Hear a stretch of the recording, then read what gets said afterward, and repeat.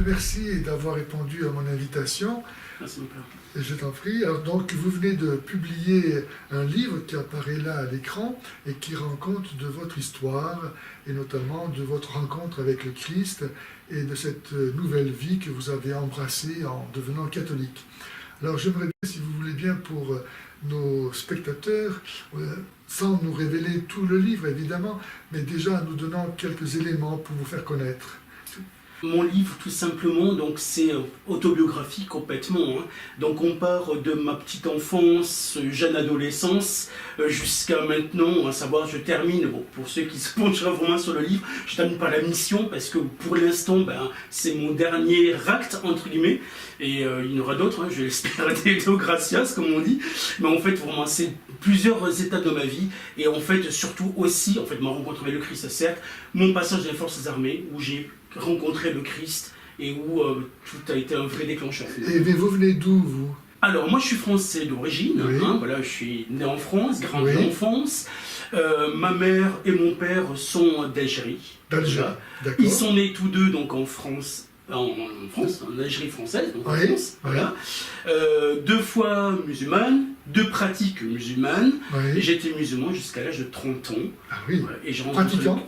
J'étais pratiquant, Ah, oui. donc quelques thèses du Coran, la prière, le jeûne, enfin la Tout. totalité. Vous voilà. étiez convaincu que l'islam était la vraie religion et que vous faisiez votre salut? J'étais convaincu que c'est ce qui m'avait été appris, ce qui m'avait été donné, et ce qui devait être et ce qui serait jusqu'à la fin. Oui. En fait. Ok. Et donc, qu'est-ce qui a déclenché le fait que vous ayez abandonné l'islam pour devenir catholique? La rencontre avec le Christ, Comment ça s'est passé? il est tout. Amen. Amen. C'est grâce à de fervents chrétiens, de par leur témoignage et leur vie, leur regard, leur comportement, leur fraternité qui m'a été donné et c'est ce qui m'a énormément touché. Leur comportement, le comportement du chrétien qui vous a paru révéler quelque chose que vous ne connaissez pas encore? Quelque chose de très fort qui m'a touché en plein cœur et qui m'a complètement transformé. C'est très beau, ça. Et qui m'a donné envie de comprendre, Magnifique. d'analyser, d'aller encore plus profondément dans les choses, et c'est de comprendre ce qui se passait et pourquoi en fait ils étaient comme ça. Parce que eux-mêmes me parlaient du Christ que je ne connaissais pas, je ne savais pas qui c'était, même si j'avais déjà entendu parler de lui, mais jamais montré aussi simplement et aussi joyeusement. Quelque chose de percutant. Alors, C'était quoi leur comportement? Comment vous le caractériseriez? beaucoup de joie et de fraternité et d'accueil, parce que j'ai même bénéficié de cet accueil. Ils ne me connaissaient pas spécialement, ils m'ont accueilli chez eux, dans leur domicile, et ne m'ont pas du tout rejeté ou sinon, entre guillemets, bassiné avec leur foi haute, mais voilà, m'acceptant en tant que personne, mais dans leur façon d'être et dans leur joie qui était vraiment profonde, concrète, réelle, voilà, j'ai été accueilli en fait, tout simplement. D'accord. Et donc, en voyant leur comportement, vous vous êtes interrogé sur l'origine de cette différence qu'ils manifestaient. Par recouplement, vous vous êtes dit, ah ben, s'ils sont comme ça, c'est parce qu'ils étaient catholiques, ils se réfèrent à Jésus, donc qui est Jésus? Il faudrait que moi aussi j'arrive à le connaître, etc. Ouais, c'est ça, parce qu'il me parlait de Jésus que je ne connaissais pas. Ils vous parlaient de Jésus? Oui, à certains moments, il y avait quelques paroles qui étaient prononcées, et me disant, bah tiens, de toute façon, même le Christ t'attend. Donc je me rappelle très bien de Glenn qui m'avait dit ça, au moment où j'étais là. Le Christ attend. Le Christ attend, Mousse, parce que ça va. Ouais. Le Christ attend. Moi, il va demander. Vous appelez Mousse avant? Moustapha, oui. D'accord. Le Christ t'attend. Je dis, il va m'attendre très longtemps, celui-là, voilà. Ce que je disais. Ouais.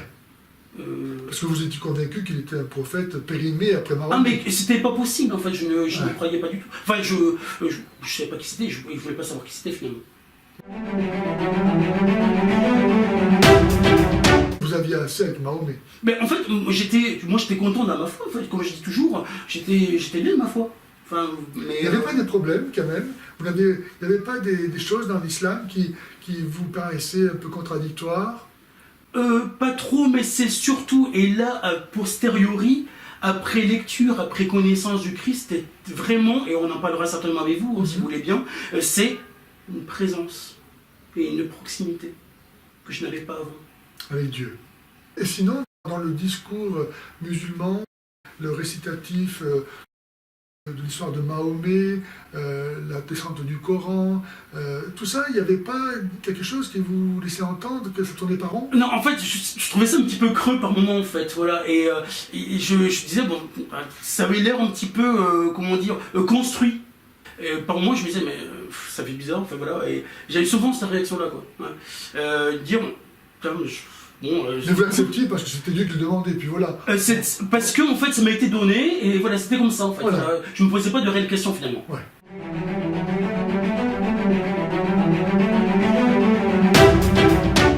Et donc c'est au service militaire que vous avez, enfin à l'armée plutôt, Ouais. quand vous avez été militaire français, Ouais. que vous avez rencontré finalement concrètement le Christ. Oui, concrètement, parce qu'il m'a été présenté quelque part, parce que j'ai vu en fait ses camarades chrétiens, de fervents chrétiens, ils m'ont montré ce qu'est Jésus, ou un aspect de Jésus. Et je me suis dit, bon tiens, on me parle de lui, qui il est, je veux le connaître. Vous avez été baptisé En mai 2010, à Lourdes. Ah oui, donc ça fait déjà ouais. assez longtemps. Tout à fait. Oui. Ah, et donc j'ai épousé la foi catholique il y a 17 ans, 18 ans maintenant. Ouais. Et vous n'avez pas eu de difficultés parce que l'islam, lui, fait tellement d'obstacles vis-à-vis de la foi catholique en prétendant que c'est un polythéisme, qu'il y a 3 dieux, que la Bible a été falsifiée, qu'on adore des idoles en priant devant des statues. Et tout ça, pour vous, ça n'a pas été un obstacle tel que ça vous a rebuté? Non, pas du tout. Non, pas du tout, parce que j'étais vraiment curieux et je voulais savoir qui est ce Jésus dont on me parle. Donc je suis très curieux de base déjà, j'aime beaucoup lire. Et donc, oui, donc vous avez beaucoup lu. Oui, il fallait que je sache qui il était, ou qui il est, et qui il sera. Et aujourd'hui, donc, vous avez l'assurance que vous n'êtes pas trompé? Ah non, c'est une réalité, parce que je le vis tous les jours, et j'aime à dire que je ne vois pas ma vie sans lui, et que, comme je dis dans mon livre, il a fait de moi son captif pour la vie. Très bien. J'ai lu il n'y a pas longtemps, là, dans Paris Notre-Dame, le responsable du dialogue avec les musulmans de Paris, qui se plaint de ce que la conversion des musulmans, et donc aussi ce que nous faisons maintenant, vous instrumentalise. Est-ce que vous vous sentez instrumentalisé par le fait que vous venez témoigner de votre histoire? Non, pas du tout. Moi, c'est quelque chose de tout à fait naturel. Et je me dis qu'en tant que chrétien, donc en tant que catholique, le Christ nous a été donné et il serait vain de le garder pour lui soi-même. Donc je me dois de le donner et c'est important non seulement pour moi, pour ma sanctification certes, mais pour la grande joie. Et je ne vois pas ma vie, comme je disais juste avant, sans lui, et donc il m'emplit de joie jour après jour. Donc je me dois de parler de lui parce que c'est lui qui est beau, c'est lui qui est magnifique et c'est lui qui emplit ma vie. Et ma vie n'a pas de prix et n'a pas de saveur s'il n'est pas avec moi. Je ne vis pas si je ne transmets pas, si je ne témoigne pas. Tout à fait. Et alors ça, il faut rappeler, vous avez raison de le souligner, parce que malheureusement ça a été occulté pendant trop longtemps dans l'Église, c'est que notre salut, je dis bien, dépend de notre témoignage. Oui.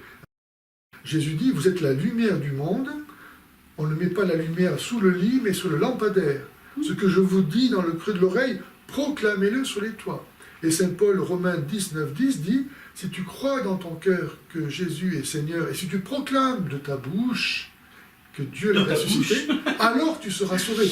Alors tu seras sauvé. Donc il lie la foi et la mission. Autrement dit, on ne peut pas être sauvé si cette foi ne s'est pas donnée. Se saisir de toute occasion, quelle qu'elle soit, même quand on écrit un courriel, quand au téléphone, voilà, aider les âmes qui nous entourent à se tourner vers le Seigneur, à penser à Dieu. C'est ça. Parce que le démon, lui, son travail, c'est de nous couper de Dieu, qu'on ne pense pas à Dieu. Avoir une petite pensée, un mot. Hein. Les frères musulmans, eux, on dit les frères, mais voilà. Donc les musulmans, eux, ils ont Dieu sur les langues, tout le temps, sur la langue. Ils le prononcent en longueur de temps. Alors Dieu, mon cher, moi je ne dirais pas Dieu, je dirais Allah. Allah, voilà. Je crois que c'est important, par exemple, justement pour le témoignage, qu'on réserve au Dieu des musulmans le terme d'Allah, et non pas Dieu, parce que sinon on cautionne cet enfumage qui fait croire que le Dieu des musulmans et celui des chrétiens, c'est le même Dieu parce qu'il n'y a qu'un seul Dieu. Alors c'est vrai qu'il n'y a qu'un seul Dieu, il est le même pour tous, mais tous n'ont pas le même Dieu pour autant. Et donc dire, voilà, ton Dieu à toi c'est Allah, c'est pas mon Dieu, parce que mon Dieu à moi il n'a pas envoyé Mahomet ni le Coran. Un Dieu en fait qui a envoyé son Fils et qui est incarné. Ce n'est pas Allah. Et qui est incarné. Et qui est incarné. Et qui est incarné. Et ce n'est pas Allah. Qui est incarné. Amen. Et qui est avec nous, et qui nous accompagne tous les jours. Et alors, justement, une des raisons que les musulmans avancent pour refuser le dogme de l'incarnation, en disant Dieu, il est trop grand, il est trop saint, il n'a aucun rapport avec nous, imaginez qu'il se soit fait homme, mais c'est indigne de lui. Alors moi je ne pensais ça, pour moi c'était complètement inacceptable, c'était inenvisageable, c'était non concevable. Comment fait-il, comment Dieu pourrait-il avoir, voilà, du coup, avoir son fils? Non, je n'y croyais pas, c'était pas possible en fait. C'est un véritable blocage en fait. Ah, bien sûr. Et un blocage, et en fait voilà, les neurones ne peuvent pas le réaliser, le représenter, et se dire, et faire cette idée mienne, c'était pas possible en fait. Voilà. Mais c'est en connaissant, en lisant, en connaissant le Christ, eh ben oui, tout est là. Tout est là. Et comment vous arrivez à vous rendre compte à vous-même que c'est possible une telle chose? Ben parce que Dieu peut tout.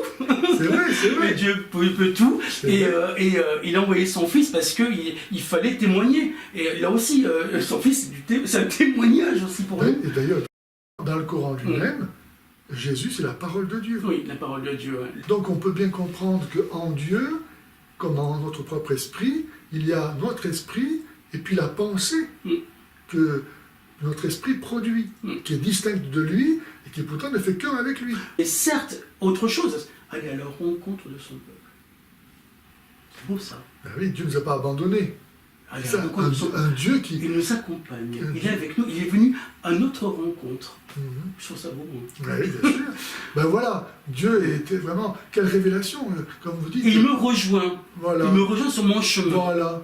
Parce qu'en fait, Allah, c'est beau ça. Allah, il n'ose pas se montrer. Hein. Il me rejoint sur mon chemin, qui est caillouteux, qui est difficile, ou qui est très bon, voilà. Mais sur mon chemin, là où je suis, il me rejoint. Amen. Moi, je trouve ça beau. Ah oui. Là, on peut l'aimer, parce qu'il nous montre la preuve de son amour. Je pense à Jésus, qui nous dit qu'il est le bon berger, qui abandonne les 99 brebis dans le parc, et qui n'hésite pas à aller dans les ronces et les épines chercher sa pauvre brebis égarée, et lorsqu'il l'a retrouvée, dit-il, il la met sur ses épaules, et puis, tout joyeux, il convoque ses amis et ses voisins en disant « Réjouissez-vous avec moi, car ma brebis qui était perdue, je l'ai retrouvée. » Autrement dit, il en fait un trophée, il la montre à tout le monde. Donc effectivement, mon cher Mathieu, c'est notre devoir, nous qui sommes la lumière du monde, nous devons, et je rends grâce à Dieu que vous ayez cette joie et ce courage, car au dire de l'islam, vous méritez la mort, n'est-ce pas? Hein? Mais j'y suis prêt. Magnifique.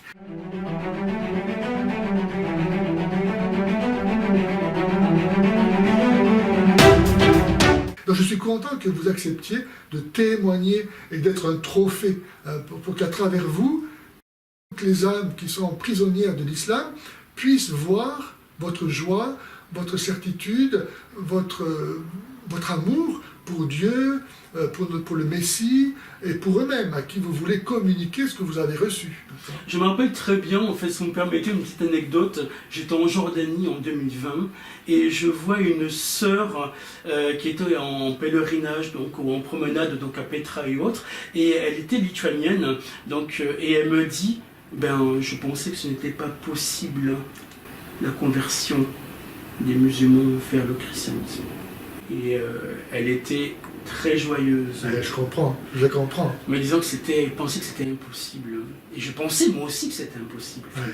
C'est sûr que les musulmans qui sont en France ont plus de facilité pour se convertir que ceux qui sont en Arabie Saoudite ou bien en Afghanistan. Il y a des conversions aussi dans ces pays. Amen. Certes, heureusement. Certes, mais c'est très difficile pour eux d'accéder au Christ. S'il n'y a pas des chrétiens comme pour vous, pour témoigner, pour les évangéliser, s'il n'y a pas la Bible sous les yeux qui leur tombe, ou que sais-je, comment ils vont faire? Il y a un prix à payer aussi. Il y a un prix à payer. Vous avez raison. Est-on prêt à donner sa vie pour Amen. lui? Amen. Je suis prêt à donner ma vie pour Bravo lui. Mathieu. Merci. Amen. C'est Magnifique. très important. Amen. J'ai donné ma vie, je donne ma vie, il a tout pris, il a pris toute la place. Donc je ne vois pas ma vie sans Qu'est-ce que je suis lui. heureux. Il a pris toute la place. Et comme j'ai dit dans mon livre, oui, il a fait de moi son prisonnier, oui, c'est ça. Hein. Amen. Et jusqu'à la fin jusqu'à la fin de ma vie, en fait. Pour Et je suis prêt pour lui. l'éternité. Et pour l'éternité, parce que c'est une vraie vie. Vous avez voulu écrire ce livre à la demande d'autres personnes ou c'est de vous-même? Ouais, non, c'est pour l'évangélisation, bien sûr, pour la mission, hein, et puis pour aider des gens, comme je le marque dans mon prologue, hein, c'est essentiellement pour aider les gens qui craignent, qui sont en doute, C'est ça. les gens qui ne savent pas, ou des gens qui se posent des questions. C'est ça. Moi, ce qui m'intéresse, c'est aller aux périphéries aussi. Ouais. Notre Seigneur Jésus le Christ dit, bon, je suis pas venu que pour les bien portants. Moi, ce qui m'intéresse, c'est également pour les malades. Donc, ceux qui doutent, qui ne savent pas, qui ont un poids sur les épaules et qui se disent non mais c'est pas possible, autant moi le Christ, bon voilà, qui il est, moi j'essaie d'apporter quelques éléments de réponse. Et donc, est-ce qu'il est possible de devenir chrétien sans rejeter l'islam radicalement? C'est un peu compliqué. Hein. Moi je dirais carrément c'est non. On peut pas. On peut pas. On peut pas choisir la vérité sans rejeter le mensonge. Il faut faire un choix. Voilà. Est-ce que je choisis le mensonge, est-ce que je reste dans la vérité? Voilà. C'est une question de choix, encore une fois. Est-ce que vous vous seriez converti, est-ce que vous auriez demandé le baptême, vous, si vous aviez pensé que vous pouviez vous sauver dans l'islam? Non, je n'aurais pas demandé. Et donc si on ne peut pas se sauver dans l'islam, est-ce qu'on doit continuer, si peu que ce soit, à le cautionner? Dans la mesure où justement où il empêche de devenir chrétien. On reste dans la vérité. Qu'est-ce qu'on cherche en fait? Est-ce qu'on cherche la vérité ou passer du temps ou... Non, moi ce qui m'intéresse c'est la vérité. Moi ce qui m'intéresse c'est ça. Et par amour de la personne que je rencontre, quelle qu'elle soit, je me dois d'être dans la vérité et de lui dire ce qui est. Un témoin de la vérité. Et quand le pape écrit, par exemple, dans sa première encyclique, Evangelii Gaudium, que la juste interprétation du Coran et le véritable islam s'opposent à toute violence, vous qui avez été pendant 30 ans musulman, est-ce que vous cautionnez cette phrase? Moi, tout ce qui est violence, pour moi, je ne vois rien de vrai. Qui dit violence dit forcément un agissement qui n'est pas celui qui doit être. Et donc, c'est un autre qui agit. Vous voyez ce que je veux dire ou pas? Mais justement, est-ce que... J'ai beaucoup de mal avec ça. Mais justement, François a dit qu'il n'y a pas de... Dans l'islam, il n'y a pas de violence. La juste interprétation du Coran et le véritable islam s'opposent à toute violence. Donc l'islam est la vraie religion. Si la violence est contraire à la vraie religion. Quand on envoie certains agissements dans des pays en fait arabo-musulmans, on se pose des questions sur effectivement la violence qui est quotidienne. Mais on vous dira que ce n'est pas des vrais musulmans. Oui, c'est ce qu'on va dire. Bon. Et donc c'est très particulier là encore.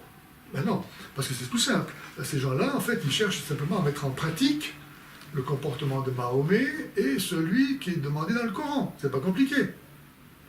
Oui ou non? Pour le commun des mortels, ça l'est. N'oublions pas. Non, c'est pas compliqué. Daesh, dans tout ce qu'il a fait, il pouvait s'autoriser de toutes les sources musulmanes. Hein? Et comme il n'y a pas d'autorité légitime, indiscutable en islam, au nom de qui peut dire que c'est pas le vrai islam? Ou que c'est le vrai islam? Parce qu'il n'y a pas d'autorité légitime. Il n'y a pas d'autorité. Ouais. Et alors? Donc, c'est notre cas, nous avons une autorité, mais voilà. il n'y a pas d'autorité. D'ailleurs, c'est une des preuves pour laquelle notre religion est la vraie religion, parce que nous avons l'assurance, la preuve concrète, matérielle, de la possibilité d'accéder à la vérité, de Dieu lui-même présent aujourd'hui dans son Église. Mais Dieu a donné son Fils qui est mort sur une croix. Et qui est ressuscité. Et qui est dans tout je crois que ça veut tout dire, je ne sais pas en fait. Qu'est-ce que ça veut dire pour vous, le fait qu'il soit mort sur une croix? C'est-à-dire qu'en fait, qu'on est tous, on doit passer par la croix pour être. Vous voyez? C'est pas très rigolo. Pourquoi il ne peut pas se débrouiller autrement, Dieu, pour nous donner ce qu'il a envie de nous donner? Mais il est passé par la croix, mais c'était un homme aussi, qui a souffert sur une croix. Et donc, mais pourquoi il a fait ça? Quel intérêt? Mais il est mazou, quoi? Mais non, c'est pas qu'il est mazou, c'est qu'en fait, il voulait montrer aussi aux hommes qu'il pouvait mourir sur une croix et ressusciter, comme notre Seigneur en a dit, 3 jours après.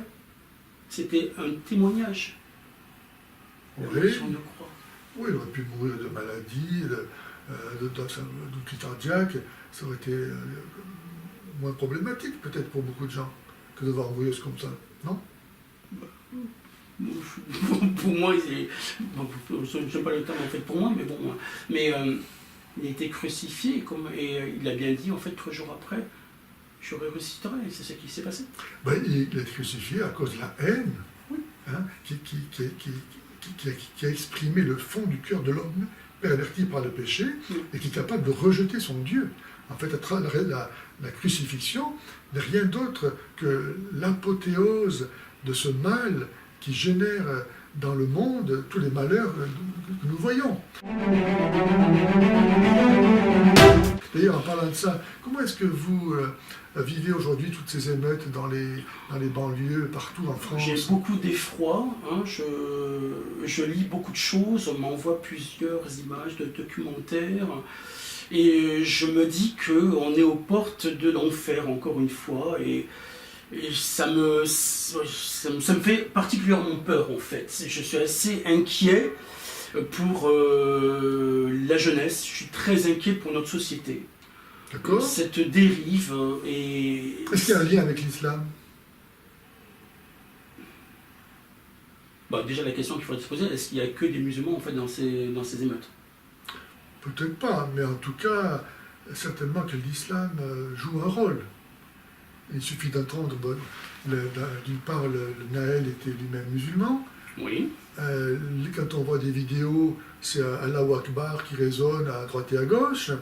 Et c'est au nom de l'islam que il y a des gens qui se mobilisent. Hein, ils sont en train de répéter les conquêtes de Mahomet. Hein. Mais il y a également en fait d'autres éléments, parce qu'on parle quand même aussi d'immigration. Voilà. L'immigration, elle est réelle. Bon, il suffit de voir comment ça se passe. Bon, on n'est pas aveugle, on sait comment ça se passe. Il y a aussi, hein, bon, après, différents éléments sociaux, hein, bon, de la violence certes, mais la précarité. La précarité est réelle. La précarité, je veux dire, vous savez que dans les Français de souche, dans la Creuse par exemple, ouais, ils touchent 1000 fois moins de subventions que les jeunes dans 93. Mais je me pose, pour revenir à votre question, je me pose beaucoup de questions sur l'avenir. Moi, c'est l'avenir de la France, certes, mais l'avenir de notre jeunesse. Quand je vois ça, je vois ce qu'on présente. Ce qu'on présente donc à notre jeunesse, on présente de la violence. Non, on ne peut pas avancer avec de la violence. On ne peut pas apporter en fait un meilleur avenir en jouant la carte en fait de la violence. Je comprends pas trop quoi. Non, c'est vrai que en fait nous récoltons ce que nous avons semé. L'État depuis des décennies apprend à tous ces enfants nés de l'immigration que la France est haïssable, qu'elle a exploité leurs parents, qu'elle a été injuste et que sais-je. Donc comment est-ce qu'ils pourraient eux-mêmes aimer la France qui ne s'aime pas elle-même, n'est-ce pas? Ben, en fait, on ne suit que ceux qu'on nous a donnés. Donc on nous a donné, en fait, effectivement, peut-être dans ces familles, comme vous dites si bien, la violence était peut-être quotidienne. Et donc, aussi, en fait, c'est peut-être le cas. Oui, mais vous voyez, quand vous dites ce qu'on donne à nos jeunes, on constate que d'autres populations immigrées, par exemple la communauté asiatique, ou bien d'autres régions du monde, ne posent pas de problème. Oui, mais je pense que aussi ces jeunes-là sont habitués à vivre dans un monde de violence et la violence devient en fait un acte quotidien, en fait, quelque chose de tout à fait naturel finalement. Donc ils sont habitués à vivre, comme vous dites, dans un climat de violence. Oui. Et d'où leur vient cette culture de la violence, sinon de l'islam? Ben dans ces familles-là, c'est vrai qu'effectivement on peut l'admettre. Évidemment, puisque tous les non-musulmans sont objets de haine. Hein, Sourate 60, verset 4, entre nous et vous, c'est l'inimitié et la haine à jamais jusqu'à ce que vous soyez musulmans. Mahomet est le modèle de tous les musulmans. Or, Mahomet a fait la guerre aux koufars, aux mécréants. Il a été envoyé par Allah pour imposer la charia. Donc, si on est sincère avec sa culture, avec ses traditions, si on ne remet pas en question, comme vous avez été capable de le faire, ce que vous avez reçu, votre devoir, votre mission, c'est de prendre les moyens là, qui sont les vôtres pour faire comme Mahomet. Et là, je vois également quelque chose, en fait, hein, dans ces émeutes-là, hein, cette crise civilisationnelle qu'on nous présente, on en est plus ou moins témoin, mais là, voilà, ce qu'on voit ces derniers jours nous montre qu'il y a effectivement un fossé. Il se passe quelque chose. Donc, moi, ce que j'espère, encore une fois, c'est que ça puisse donner effectivement à la population française de se dire il y a peut-être quelque chose qui ne va pas. Donc, peut-être une réaction. Ce que j'espère, qu'il y aurait une réaction du peuple français. Et se dire non, là, on fait fausse route. Il est temps de réagir. Il est temps d'agir. Cette crise, elle ne date pas d'hier. Et là, on en voit des témoignages. Vous savez, la crise, elle vient de ce que la France a apostasié. Le Christ, avec la Révolution française, hein, elle a rejeté la royauté du Christ pour mettre à la place l'homme sans Dieu. Si le Christ n'est pas au centre, tout capote. Alors imaginez que la France se mette à reprendre ce qu'elle a abandonné, ce qu'elle a rejeté, ça paraît impensable. D'autant plus que si l'Église lui dit que l'islam est une bonne religion voulue par Dieu, comment est-ce que le pouvoir politique pourrait-il trouver des raisons de dire nous devons aujourd'hui, pour être fidèles à ce que nous sommes et vivre en paix sous la loi du Christ, on ne peut pas trouver de loi plus belle que la sienne, aimez-vous les uns les autres comme je vous ai aimé, c'est le commandement du Christ. Donc rejeter le Christ, c'est rejeter la source même de la paix civile, du bonheur sur terre.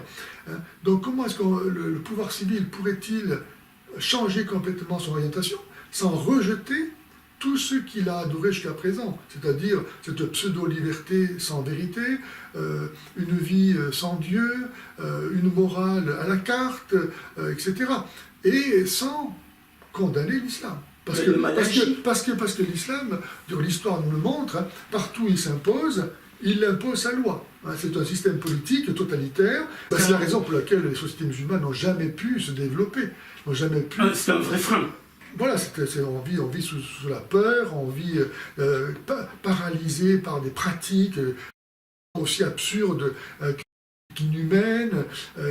Imaginez, ne pas manger, ne pas boire en plein cagnard, travailler quand même, c'est complètement dingue. Bon, tout ça parce que soi-disant Allah l'aurait voulu. Donc, on ne peut pas imaginer l'avenir de l'Europe sans rejeter l'islam. Et ça, les pouvoirs publics et tous les Français ne sont pas capables de l'imaginer parce qu'ils ont été nourris avec l'idée, et qu'aujourd'hui d'ailleurs l'Église malheureusement professe elle aussi, que toutes les religions sont bonnes, toutes voulues par Dieu. Or, nos pères ont repoussé l'islam en 732 à Poitiers avec Charles Martel, ça l'a décru a continué en Espagne jusqu'au XVe siècle. Donc, les Espagnols, ils ont mis 8 siècles avant de se débarrasser de l'islam. Et c'est parce que la France catholique et l'Espagne, avec ce qu'ils avaient de catholique, ont repoussé l'islam, que l'Europe, et nous avons aussi à l'Est, avec en Autriche, n'est-ce pas, avec les Hongrois et les Polonais, qui ont fait la même chose. Et ça a permis le développement de l'Europe. Si on n'avait pas fait ça, si on n'avait pas repoussé l'islam, l'Europe serait comme ce qu'est aujourd'hui le Yémen ou tant d'autres pays musulmans, c'est-à-dire sous-développés, complètement abrutis, voilà, avec des lois qui renient le Christ en fait. Hein. C'est du judaïsme remis à la sauce universaliste, avec la lapidation des femmes adultères, avec la circoncision, les tabous alimentaires, pas manger de cochon, rentrer d'eau chaude avec le pied gauche, etc. Les trucs, voilà, c'est ça qui... Mais même au-delà de ça, qu'en est-il de la vie éternelle? Ah ben, a fortiori. On a Jésus et on a la vie éternelle. C'est pas beau ça? On a la vie éternelle. Amen. Voilà ce qu'on va avoir. Qu'on a déjà. Et qu'on a. Donc je pense que ça vaut tous les sacrifices, amen. Me semble-t-il. Amen, amen. On a la vie éternelle. Merci Mathieu en tout cas de votre témoignage. Merci de nous encourager à témoigner comme vous le faites. Merci de votre courage. Et puis merci pour ce livre que vous avez écrit et j'espère que vous aurez beaucoup de lecteurs. Amen. Merci. Merci beaucoup.